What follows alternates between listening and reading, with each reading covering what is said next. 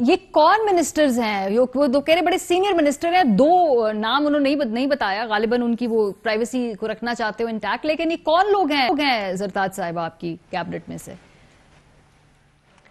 Thank you ماریا. اصل میں بات یہ کہ سیاست جو ہے اپوزیشن کی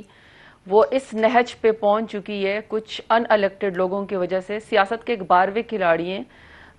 جو ڈی آئی خان سے بڑے برے طریقے سے جو ہیں وہ ہارے ہیں علی امین گھنٹا پور سے.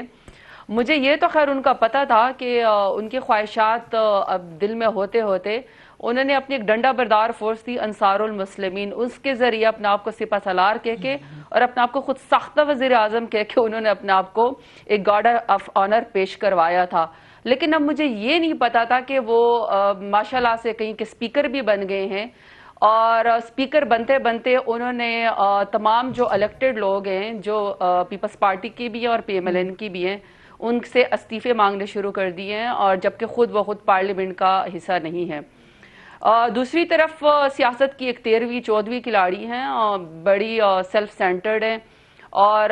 پراپرلی جو ہیں وہ پی ایم ایل این کو اسپیشلی اپنے والد صاحب کے پاس جو ہے وہ یرغمال بنا چکی ہیں، اور ان کا بیانیہ خود وہ کہتی ہیں کہ میرے بیانیے کو کوئی بوجھ نہیں اٹھا سکتا.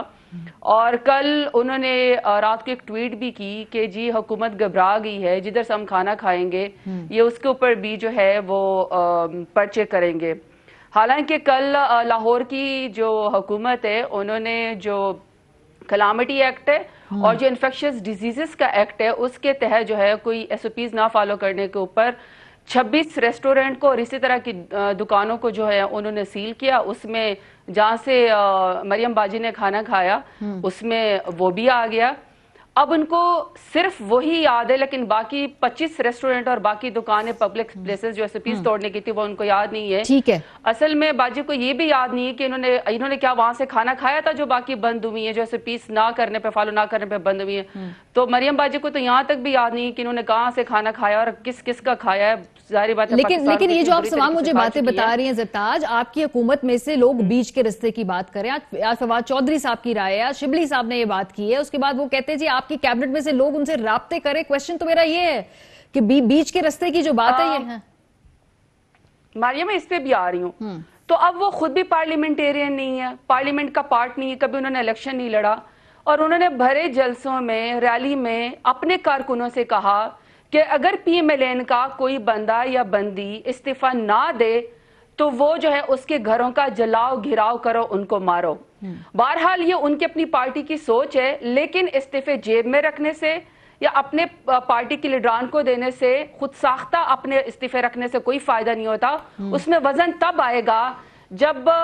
شہباز شریف صاحب خود ان کے سینئر لیڈران استعفیٰ دیں گے اور بلاول بھٹو زرداری صاحب اس میں وزن ڈالیں گے اور اپنی سندھ کی حکومت سے اور اپنی نشست سے اور ان کے والد صاحب جو ہیں اور مولوی اسد اللہ صاحب سارے کے سارے جو ہیں استعفیٰ دیں گے، تبھی کوئی وزن کی بات آئے گی. ورنہ تو استعفوں کی کہانی صرف جو ہے میڈیا کی اٹینشن کے لیے، اپنی اہمیت بڑھانے کے لیے، میڈیا کے اٹریکشن اور گیلری کے لیے، باقی سیریسنس میں کوئی نہیں ہے. جہاں تک آپ نے یہ بات کی کہ کچھ لوگ بیچ کی سیاست چاہتے ہیں جو کہ مڈل وے یا کوئی نیشنل ڈائیلاگ، مجھے کچھ دن پہلے کی سٹیٹمنٹ یاد ہے. شہباز شریف صاحب نے کہا کہ نیشنل ڈائیلاگ ہونا چاہیے، پچھلے 3-4 دن پہلے کی ان کی سٹیٹمنٹ ہے. ویسے تو وہ پردے سے گم ہیں اور مجھے نہیں پتا کہ مریم باجی نے کس طرح ان کی آپس میں کیا، مجھے نہیں پتا کہ کس طرح ان کی پارٹی آپس میں چل رہی ہے یا خاندان میں کوئی رفٹ ہے، یہ لوگ خود بہتر بتا سکتے ہیں. لیکن انہوں نے نیشنل ڈائیلاگ کی بات کی، اور پرائم منسٹر عمران خان نے بھی فرمایا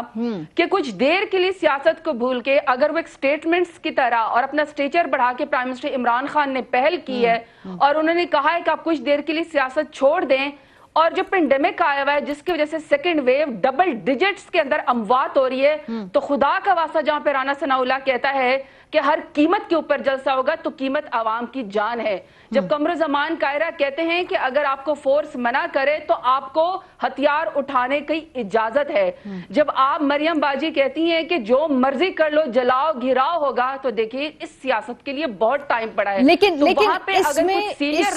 اس میں جیسے فار ایگزامپل آج فواد صاحب نے بولا، میں سنوانا چاہتی ہوں ایکچولی وہ کہہ کیا رہے ہیں بات. وہ کہہ رہے ہیں اپوزیشن کے ساتھ بات ہونی چاہیے، حکومت کو ایک قدم پیچھے جانا چاہیے اور اپوزیشن کو نکلنے کے لیے رستہ دینا چاہیے.